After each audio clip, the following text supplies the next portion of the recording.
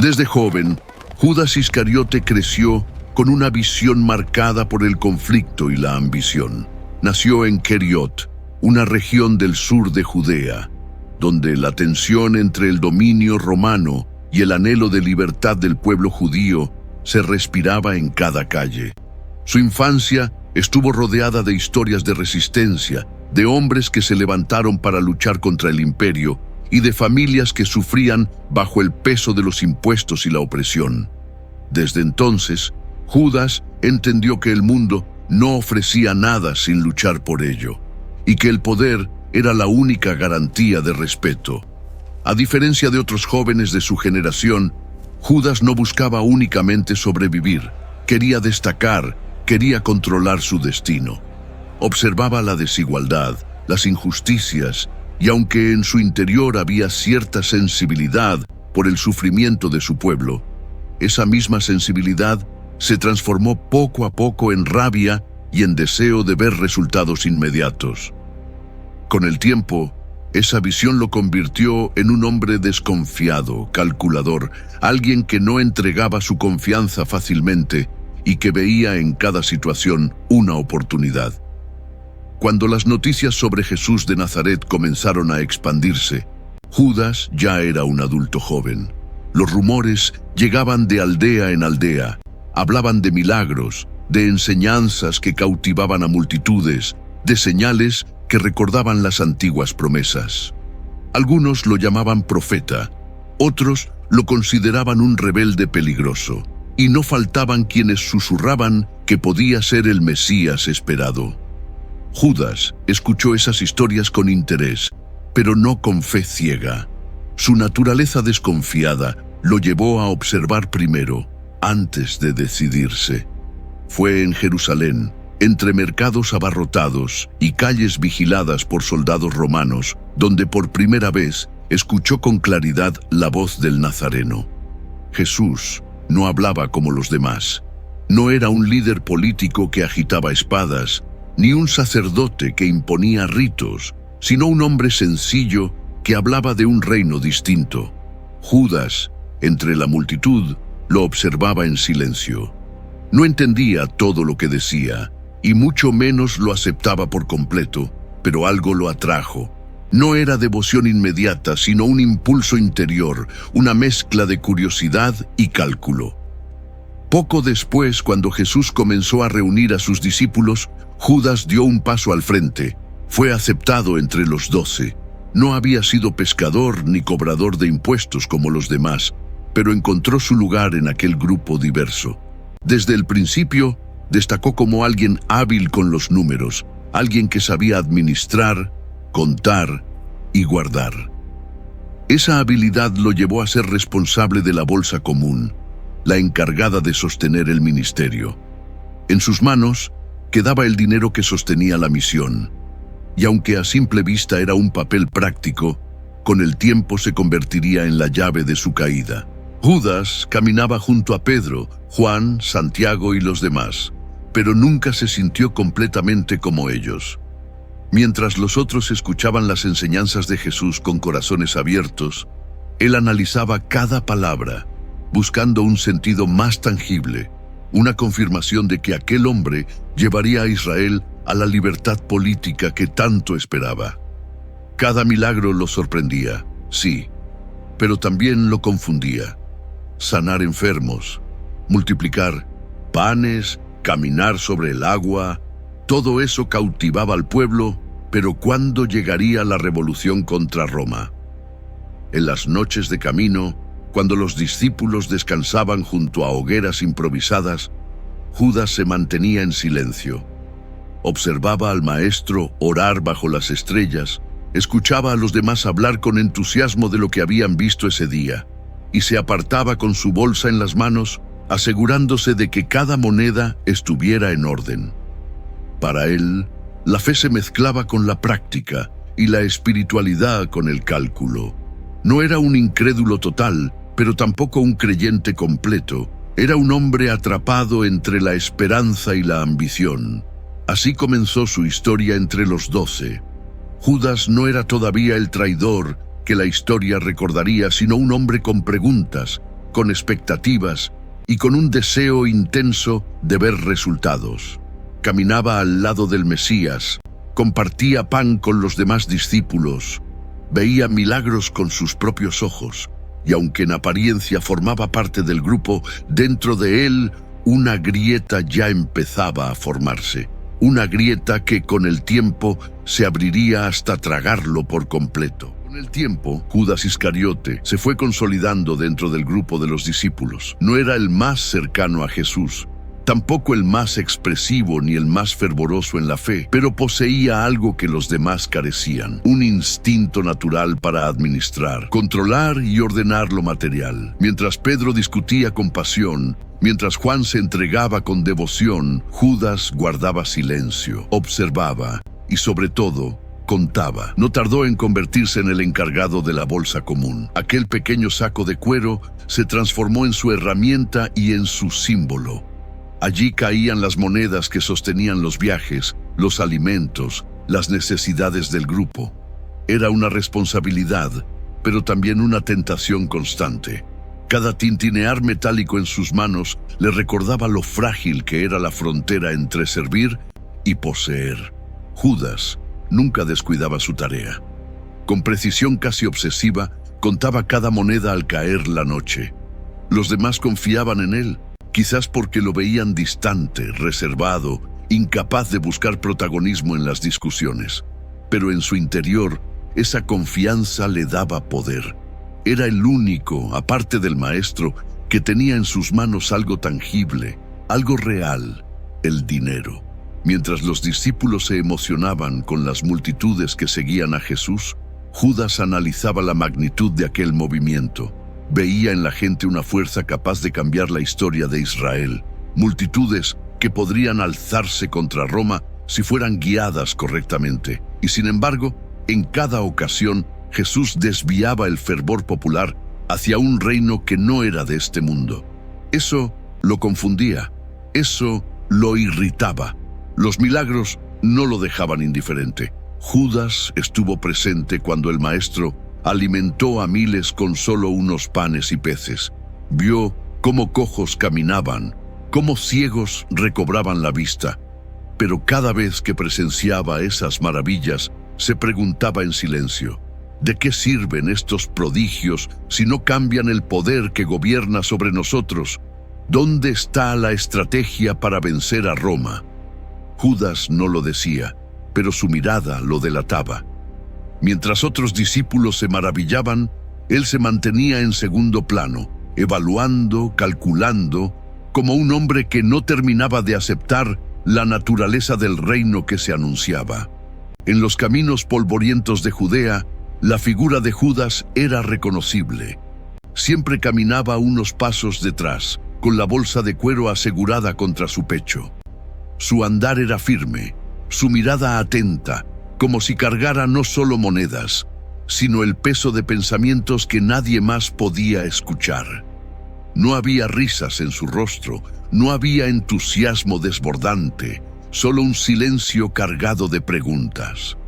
Cuando Jesús hablaba de dar a César lo que es de César, Judas apretaba los labios con descontento. Cuando Jesús enseñaba a amar a los enemigos, él desviaba la mirada, y aunque en público nunca contradecía al maestro, en su interior crecía una tensión imposible de ignorar. El reino que se le prometía no era el reino que él esperaba. Los demás discípulos confiaban en Judas. Nadie sospechaba nada de él. Al contrario, veían en su seriedad una señal de madurez. Para ellos, Judas era un hermano en la misión. Para Judas, ellos eran compañeros, sí, pero ingenuos, hombres que no veían más allá de las palabras. La bolsa se convirtió en su compañera inseparable. En ella no solo guardaba el dinero, sino también su ambición y su creciente distancia con lo espiritual. Cada moneda era un recordatorio de que el poder podía medirse, contarse, poseerse. Cada sonido metálico le hablaba más fuerte que las parábolas del maestro. Así, poco a poco, Judas se fue definiendo. No se apartaba físicamente del grupo, pero en espíritu caminaba otro sendero. Sus ojos estaban más en el valor del presente que en las promesas del futuro. Y mientras Jesús avanzaba hacia su destino eterno, Judas avanzaba hacia el suyo, un abismo que se abría lentamente bajo sus pies. Jerusalén estaba en ebullición. Era la Pascua y las calles rebosaban de peregrinos venidos de todas partes de Israel. El aire estaba cargado de expectativa, las murallas parecían latir con la multitud, y el rugido de la ciudad se mezclaba con el estruendo de pasos, voces y cánticos. En medio de ese caos controlado, Jesús de Nazaret se acercaba montado en un pollino. La escena era imponente. Multitudes extendían mantos en el suelo, cortaban ramas de palmeras y gritaban: «Hosana al Hijo de David, bendito el que viene en el nombre del Señor». Era como una ola de fervor que recorría las calles, una exaltación colectiva que convertía aquel instante en algo único. Judas caminaba entre la multitud, su mirada fija en el Maestro. Observaba cómo hombres y mujeres levantaban los brazos, cómo los niños corrían gritando el nombre de Jesús, cómo los ancianos lloraban al verlo entrar como rey. Era la consagración de un líder. Era el momento que cualquier revolucionario habría soñado, el pueblo entero dispuesto a seguir a un hombre, y, sin embargo, para Judas no era suficiente. En su interior ardía la impaciencia. Aquel era el instante perfecto para levantarse contra Roma, para transformar la devoción en fuerza, para convertir el fervor en un ejército. Miles de voces podían haberse convertido en lanzas, miles de manos en armas improvisadas. Pero Jesús no levantaba una espada, no llamaba a la insurrección, no hablaba de guerra. Su silencio frente al poder terrenal irritaba a Judas como nunca antes. Cada vítores de Hosana eran para él un recordatorio de lo que podía lograrse y de lo que Jesús no estaba dispuesto a hacer. Judas veía la posibilidad de un reino terrenal y se encontraba con un reino espiritual que no podía comprender. Mientras los discípulos sonreían y levantaban sus manos llenos de alegría, Judas mantenía el ceño fruncido. El polvo de la multitud se levantaba y se mezclaba con el sol que bañaba la ciudad, creando un escenario glorioso. Y en medio de todo aquello, Judas sentía que el Maestro desperdiciaba la oportunidad de cambiar la historia de Israel. Las calles vibraban, pero dentro de él crecía una grieta más profunda. Las palabras de Jesús sobre amar a los enemigos, sobre dar la otra mejilla, sobre un reino que no era de este mundo, resonaban en su mente con ironía amarga. ¿De qué sirve todo esto?, lo pensaba. ¿De qué sirve la devoción de las multitudes si no la usamos para liberar a nuestro pueblo? Ese día, la distancia entre Judas y Jesús se ensanchó como nunca antes. A los ojos de todos, Judas era un discípulo más, caminando orgulloso junto a su maestro. Pero en su corazón, el desencanto había echado raíces. Lo que para el resto era la confirmación de que Jesús era el Mesías, para Judas fue la confirmación de que no cumpliría con sus expectativas. La entrada triunfal a Jerusalén fue para él el inicio de un camino sin retorno.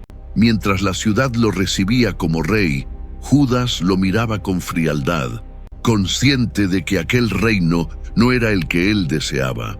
Y así, entre vítores y palmas, el hombre de la bolsa comenzó a concebir los pensamientos más oscuros de su vida.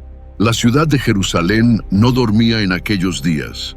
Bajo las luces de las antorchas, los callejones se llenaban de rumores, de movimientos clandestinos, de encuentros entre líderes religiosos y emisarios ocultos.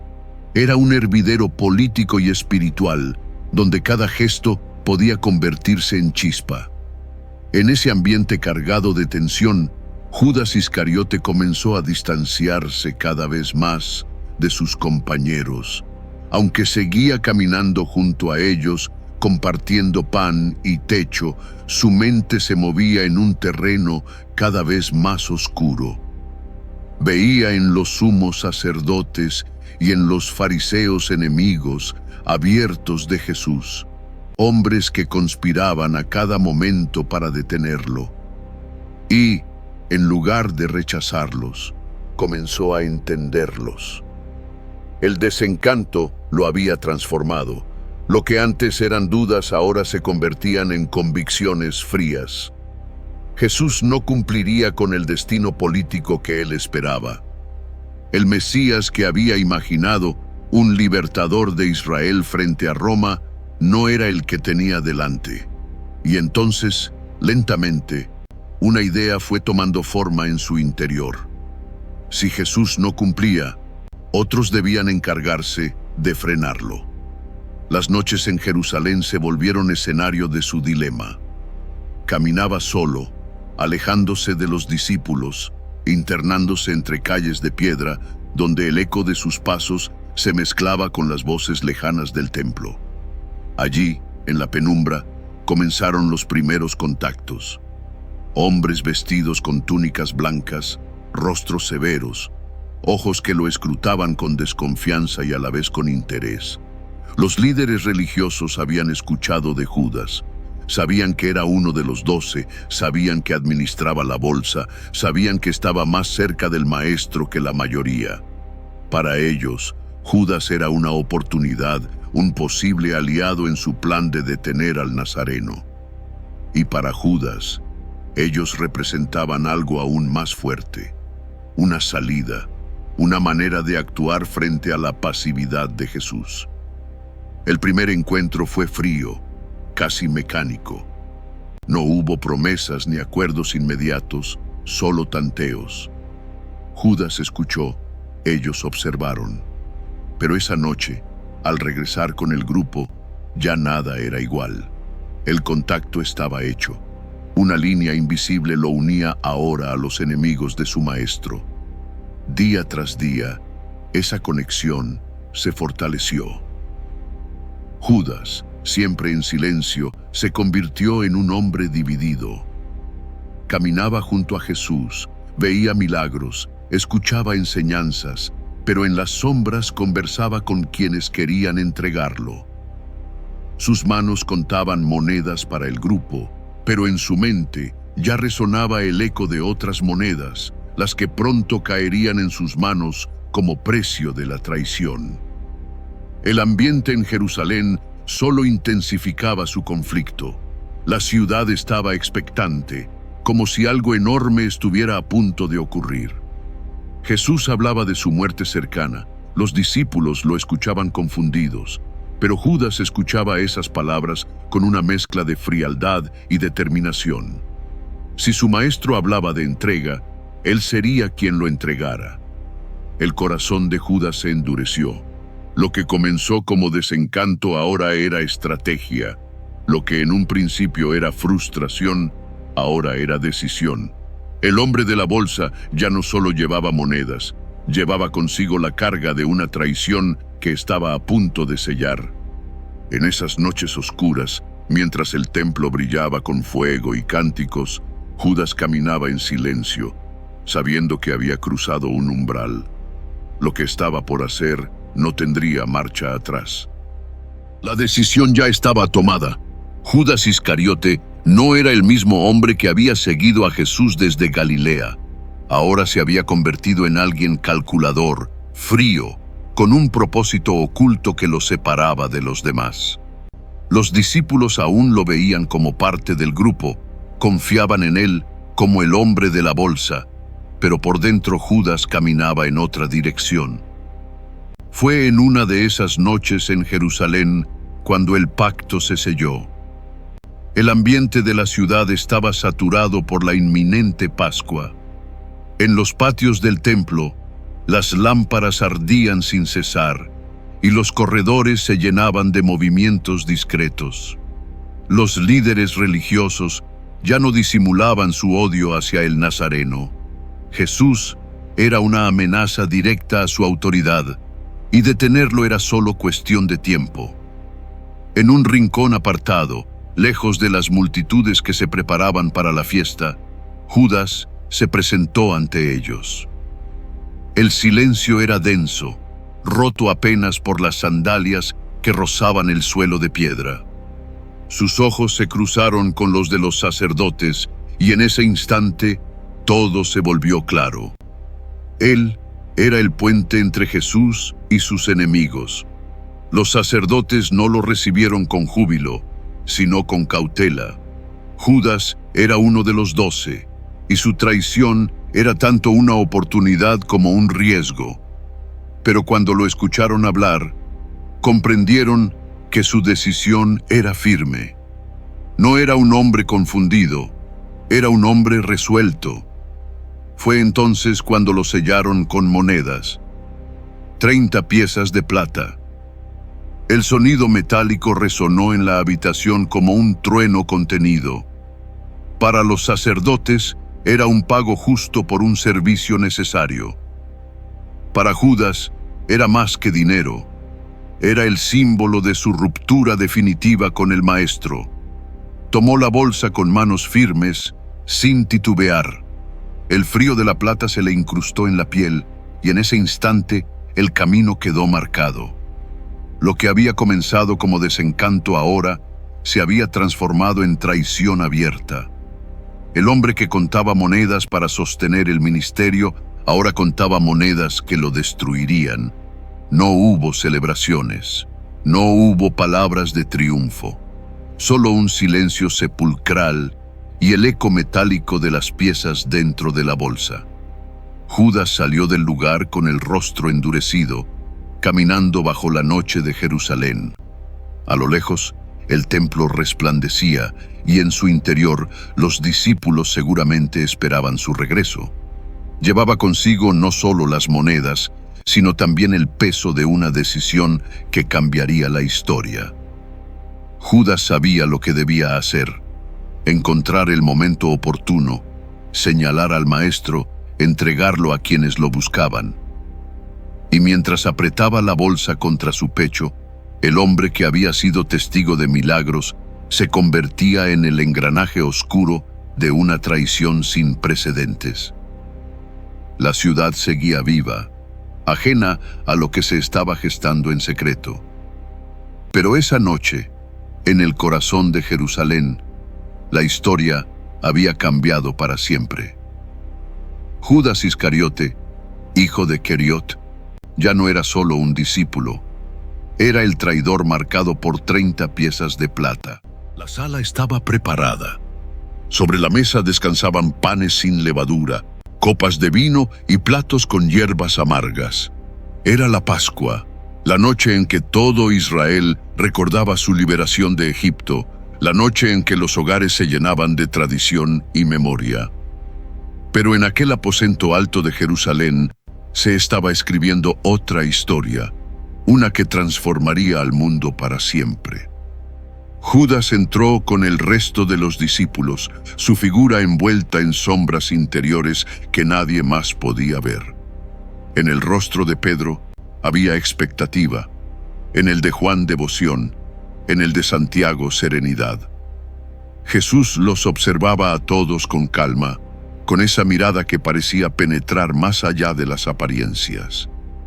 Judas se sentó, como siempre, con la bolsa oculta entre sus ropas y con el peso de las 30 piezas de plata clavado en su conciencia como un hierro ardiente.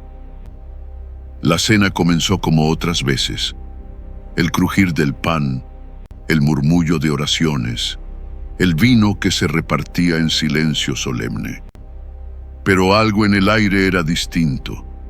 Había una tensión que nadie podía explicar, un presentimiento que parecía recorrer el lugar como un viento invisible.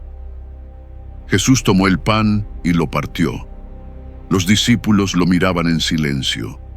Sus palabras resonaron en la sala. Un cuerpo entregado, una sangre derramada.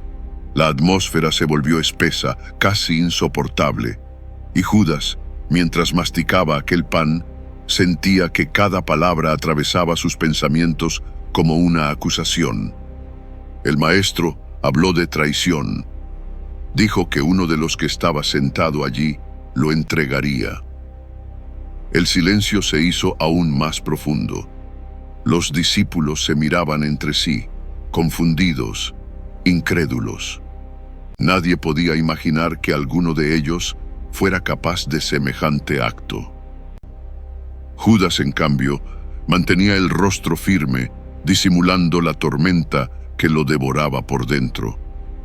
En aquel instante, Jesús y Judas cruzaron miradas. No hubo palabras, no hubo acusaciones en voz alta, solo una mirada que lo revelaba todo. Jesús sabía. Judas lo entendió de inmediato, y sin embargo, no se detuvo. Su decisión estaba tomada, y ni siquiera el peso de aquella mirada pudo quebrar su determinación. La cena continuó, pero para Judas todo se volvió distante.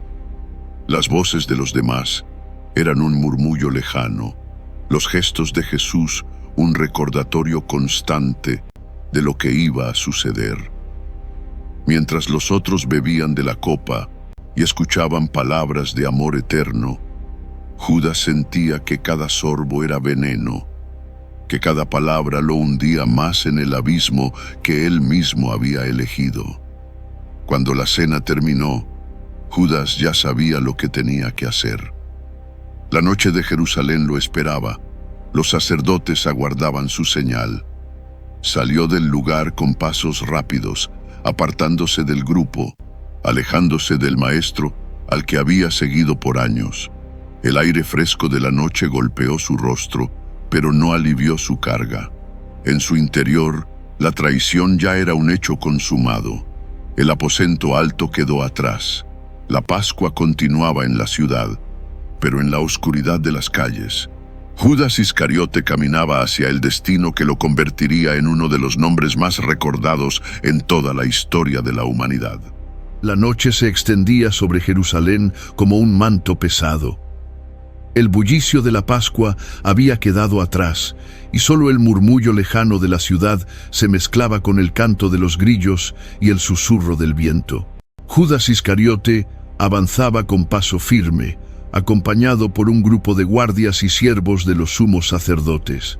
El resplandor de las antorchas iluminaba su rostro, revelando una expresión endurecida, decidida, pero también marcada por una sombra de inquietud que no lograba ocultar. La bolsa con las 30 piezas de plata pesaba contra su costado, recordándole la decisión que había sellado. Esa noche no había lugar para dudas ni para arrepentimientos. Había aceptado el precio. Había marcado su camino, y ahora era el momento de cumplirlo. Delante de ellos se extendía el huerto de Getsemaní. Entre los olivos retorcidos, Judas sabía que encontraría a Jesús. Lo había visto retirarse allí otras veces, buscando soledad para orar. Conocía el lugar, conocía al Maestro, y esa familiaridad era precisamente lo que lo convertía en el traidor perfecto. Las antorchas se agitaban en la brisa nocturna. El sonido metálico de espadas y lanzas, chocando entre sí, se mezclaba con los pasos decididos de la multitud que lo acompañaba. Judas iba al frente, como guía. Era él quien los conducía, él quien conocía el camino, él quien llevaría a los guardias directo al objetivo. A lo lejos, entre la penumbra de los árboles, divisó a Jesús con sus discípulos. Estaban reunidos en silencio, algunos somnolientos, otros en vigilia. Jesús se mantenía de pie, sereno, como si lo esperara todo. Judas lo observó un instante, y en ese breve momento su corazón se agitó. Recordó los días en Galilea, los milagros, las multitudes, las palabras que lo habían hecho seguirlo.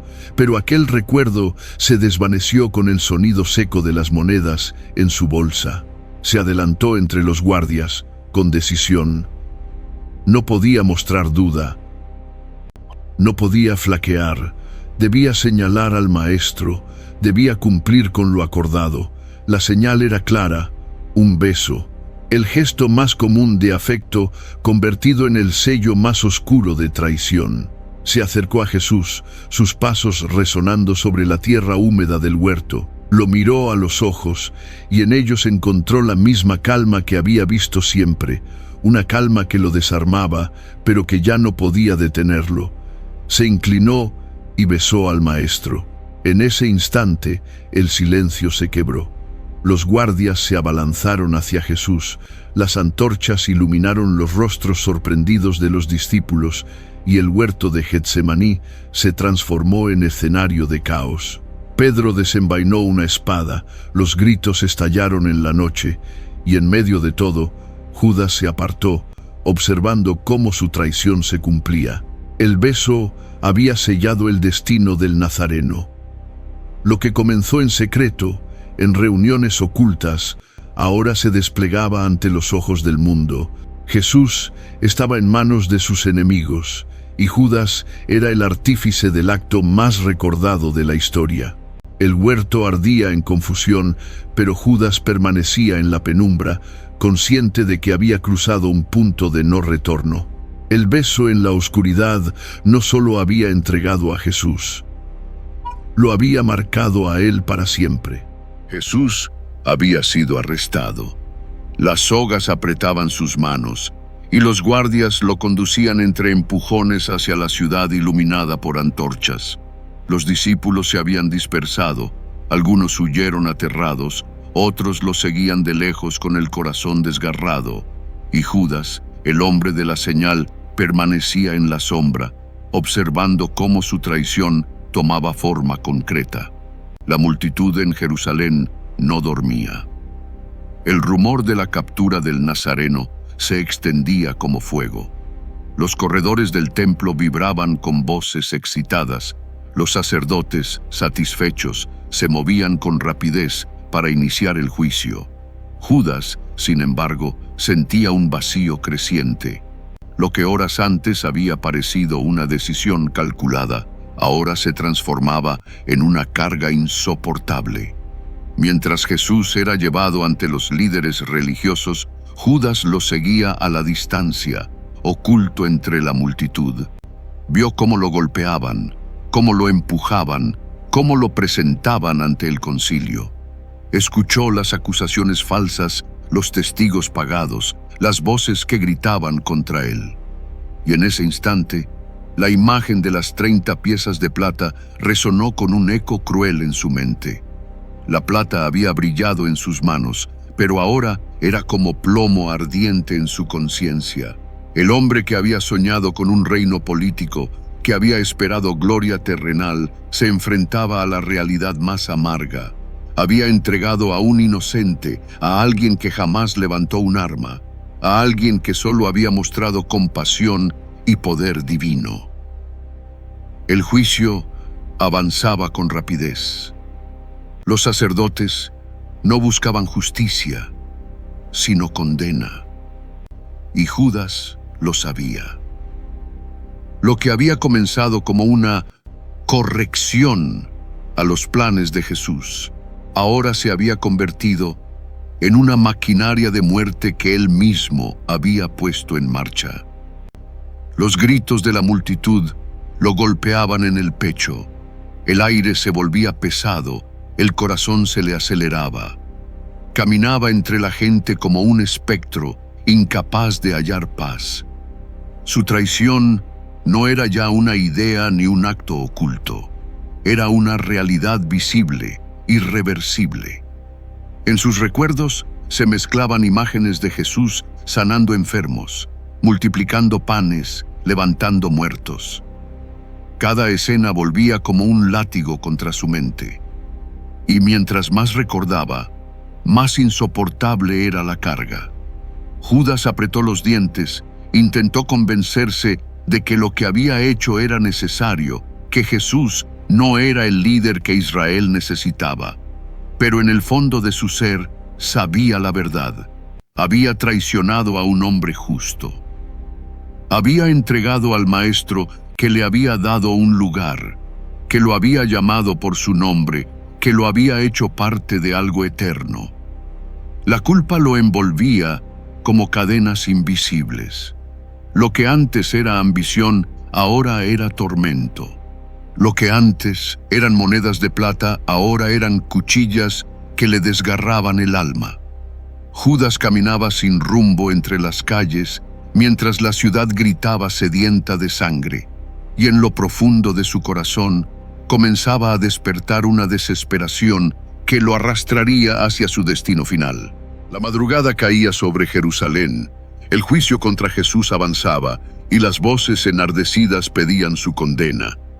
Mientras tanto, Judas vagaba por las calles como un hombre quebrado. Su paso era errático, su respiración agitada, y en su mano apretaba la bolsa que contenía las 30 piezas de plata.